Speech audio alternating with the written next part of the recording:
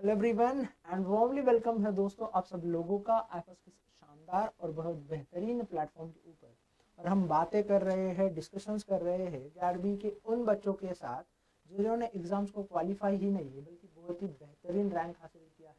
और उसी के साथ साथ उन बच्चों ने आईएफएस की लेगेसी को जो है मेंटेन किया है। आज मेरे साथ मध्य प्रदेश इंदौर से ऐसे ही एक कैंडिडेट जुड़े हैं जिन्होंने इस एग्ज़ाम को बहुत ही बेहतरीन तरीके से क्वालिफाई किया है। तो जानते हैं उनकी जर्नी क्या रही थी इस एग्ज़ाम्स के प्रिपरेशन के लिए, किस तरीके से उनका सारा एक्सपीरियंस रहा और उन्होंने मल्टीपल एग्ज़ाम्स को क्वालिफाई किया है। तो यकीनन मेरे जो भी फ्यूचर के एस्पिरेंट्स हैं उनको जो है बहुत कुछ सीखने को, समझने को मिलेगा, फ़ायदा होगा। तो जानते हैं उनके एक्सपीरियंस को एग्ज़ाम के। तो हेलो दोस्त, हाय। थोड़ा अपने बारे में बताइए हमें।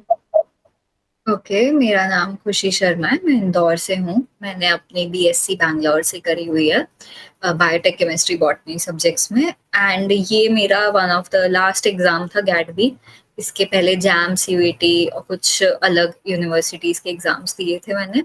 And this was my last exam जिसमें मेरा स्कोर 146.5 रहा एंड मेरी कैटेगरी रैंक 119 रही। So that's all about. चलो तो खुशी, पहले तो कॉन्ग्रेचुलेट करना चाहूँगा पूरा आईएफएस फैकल्टी पैनल की तरफ से आपको। Thank you. चलिए अब मुझे ये बताइए कि आपका मन में कब ख्याल आया कि ग्यारहवीं एग्जाम्स को देना चाहिए, या आपकी एजुकेशनल जर्नी कैसे रही है, थोड़ी बताओगे हमें। मैं जब सेकेंड ईयर में थी बैचलर्स के, तब से मतलब मुझे थोड़ा आइडिया आ गया था जैम के बारे में मेन। इसके अलावा मुझे कोई एग्जाम्स नहीं पता थे कि जैम के अलावा है। तो जब जैम की तैयारी मैंने शुरू की थी सेकेंड ईयर के एंड के वक्त से, मतलब थोड़ा मटेरियल सर्च करना और सब, तब उस टाइम पे जब मटेरियल सर्च करते थे तो स्टडी मटेरियल में लिख के आता था कि ये भी एग्जाम्स हैं। तब मुझे पता चला कि गैट बी भी एक एग्जाम है जिससे बहुत अच्छी यूनिवर्सिटीज में आपका एडमिशन होता है with a stipend also, with a scholarship also. तो एक बहुत ही अच्छा एक डीबीटी सपोर्टेड एग्जाम था ये।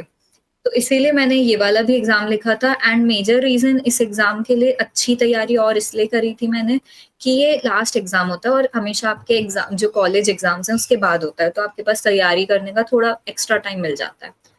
तो इसीलिए गैट बी का तब से मेरा माइंड सेट आ गया था। और फिर आप कैसे पढ़ते थे, मतलब आपका स्टडी रूटीन क्या था। स्टडी रूटीन मेरा कुछ बहुत ज्यादा हेक्टिक नहीं था कभी भी। कि जैसे कॉलेज का थोड़ा सा पढ़ा, कॉलेज गए, कॉलेज से आए, फिर उसके बाद मैं 11th 12th को थोड़ा ब्रश अप करती थी कॉलेज से जैसे ही आके। एंड देन उसके बाद क्योंकि इस टाइम पे जब तक गैट बी का एग्जाम आने वाला होता है तब तक आपका सिलेबस पूरा खत्म हो जाता है। तो अब आपको सिर्फ प्रैक्टिस करनी होती है। और थोड़ा सा गैट बी का क्योंकि पैटर्न बहुत अलग रहता है तो प्रैक्टिस थोड़ी एक्स्ट्रा लगती है। कि क्वेश्चन पैटर्न से लेके सब्जेक्ट से लेके सब कुछ थोड़ा सा अलग होता है जो जैम और सीवीटी में नहीं होता। तो बस प्रैक्टिस करती रहती थी मैं। 2-3 घंटा प्रैक्टिस, 2-3 घंटा थोड़ा रिवीजन, बस। अब मुझे ये बताइए कि section A and section B हमें देखने को मिलता है गैट बी में। तो सेक्शन ए के लिए कैसे पढ़ा था और सेक्शन बी के लिए कैसे पढ़ा था, कुछ अलग स्ट्रैटेजी यूज करी थी। सेक्शन ए के लिए तो मेरा बस ये गोल रहता था कि पीसीएम के जो जो इम्पोर्टेंट चैप्टर्स हैं वो सब कर लो। कि जैसे मैथ्स में सबसे ज्यादा, मैथ्स का नहीं मतलब जनरल एप्टीट्यूड आता है, तो उसके लिए थोड़े बहुत क्वेश्चंस लगा लो, प्रीवियस ईयर कर लो कि एक पैटर्न पता चल जाए। और फिजिक्स केमिस्ट्री में मेजर ऑर्गेनिक केमिस्ट्री बहुत इंपॉर्टेंट थी, तो उसको थोड़ा रिविजन करते रहो। एंड फिजिक्स के बस एक चीट शीट बनाई हुई थी मैंने फॉर्मूलाज की, तो वो पढ़ती रहती थी। तो पार्ट ए उससे क्लियर हो गया था। इनफैक्ट मेरा पार्ट ए में मैंने जब देखी थे स्कोर, तो मतलब आंसर की से, तो पार्ट ए वॉज ऑलमोस्ट 90% सही था मेरा, बिकॉज ऑफ दिस रीजन, क्योंकि बार बार रिविजन। और पार्ट बी जो था उसमें आपका प्योरली बायोलॉजी आता है सिर्फ, और एडवांस थोड़ा सा आता है जो बैचलर्स लेवल एंड इवन थोड़ा लेवल का होता है। तो उसमें यू शुड नो कि आपने जो क्वेश्चंस अटेम्प्ट करने हैं, क्योंकि 60 आउट ऑफ 100 का क्वेश्चन रेशियो रहता है, तो उसमें आपको पता होना चाहिए कि अगर वो 60 अटेम्प्ट कर रहे हो तो वो मोस्ट ऑफ द क्वेश्चन सही हों। एंड जिनमें थोड़ा डाउट है या तो उनको छोड़ दो।